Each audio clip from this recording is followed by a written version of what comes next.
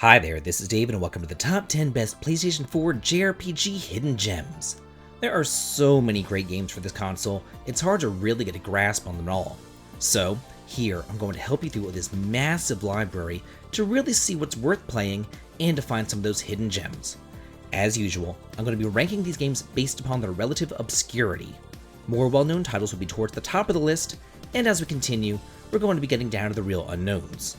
So, let's get started going through one of Sony's greatest consoles. Number 10, the Atelier series. If you're looking for a game to relax and fall asleep to, look no further. Well, I'm joking, sort of. There are a metric ton of these games on this system. They're the Kemco of JRPGs, with Ys pumping them out pretty much every single year, it seems. I will say that the graphics are gorgeous, and they could be a nice change of pace from the norm. However, since there are so many, I would highly recommend buying the collections, where you get 3 games in one. There's the Arland Trilogy collection, but those still have the time limits. Then there's the Dusk collection, which focuses on an autumnal, crumbling world. Both the Arland and Dusk games were originally released on the PlayStation 3, so it's nice to have ports of them all, but they also bundled together the PlayStation 4 Mystery Collection, and then there's even the 2 Ryza games here. If you have a hankering for some crafting, look no further. Number 9, The Legend of Heroes, Trails of Cold Steel series. It takes a lot of patience to be a fan of this series. I started playing the Trails games over a decade ago on the PSP, and now the developer says that they're only about 60% of the way through the story. But as they say, it's the climb, not the mountaintop that matters. And boy, what a climb this has turned out to be. Beginning on the PlayStation 3, the PlayStation 4 ports of the first 2 games added much needed fast forwarding, as well as tons of additional voice acting. Make sure that you start at the beginning of each arc as you go through, because otherwise, you're going to be lost. This is not a series for the faint of heart, or for someone with limited time. The saga is enormous. Playing as both the old and the new Class 7 over the course of the 4 games, you really can't help but fall in love with all of the eccentric characters. Number 8, Ys VIII and IX. I'm telling you, this series just gets better and better. While some more popular franchises get too caught up in experimentations, high school drama, and boy bands, Ys stays true to itself and Adol's spirit of adventure.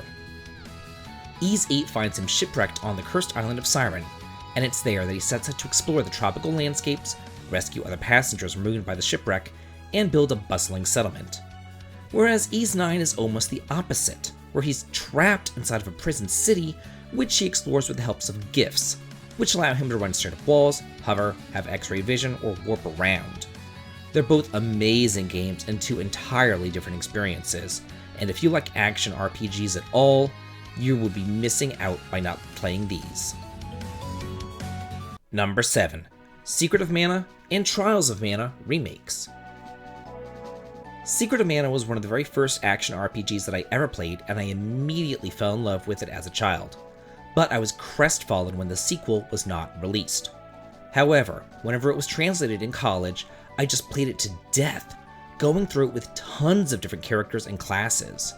When the remakes came out for the PS4, I was thrilled, and I got them day one, and I even did an LP of Secret of Mana. Complete with full voice acting, it is a joy to experience it all over again, and they really pulled out all the stops in the Trials of Mana remake. It's not a straight port, it's a whole other beast that's been completely remade from the ground up, and it is the definitive way to play this masterpiece. Number 6, Yakuza Like a Dragon. I have been aware of Yakuza for a long time, but they really didn't feel like something that I would get into. But whenever I heard so many good things about Like a Dragon, I knew that I had to pick it up, and I am glad that I did. It's still a kind of open world, sandboxy experience, but linear enough for me to enjoy too. It's a good starting point for somebody new to the series like me, and it's pretty funny with a Dragon Quest twist. Ichiban constantly equates everything that he does to his favorite game as he turns his gritty adventure into something sweet. Featuring turn-based battles and a robust, fun job system, the game was actually such a hit that from now on, the entire Yakuza series will all be turn-based. It's interesting to see that what began as an April Fool's joke became one of the best games on the system. Number 5. The Star Ocean ports. I don't think that many people are actually aware that the Star Ocean games are available as upgraded ports on the PlayStation 4. The first game was originally released on the SNES, and despite its age, it's actually one of the best games in the entire series, following a group of Earthlings who crash on the underdeveloped planet Roke, where a mysterious stone illness begins to spread. It has added voice acting and content now from the PSP port, and it really shines in HD. Similarly, the former PS2 exclusive, Till the End of Time, the third game, has been ported over too, and that one is fantastic as well, held back only by its moronically stupid plot twist. I just wish that they would complete the little trilogy that they have going on and port over that PSP version of Second Story as well. Number 4. The Digimon Story Cyber Sleuth Duology. I'm not normally one for anime or monster capturing games, however, I heard great things about this one, so I thought that I'd try it out.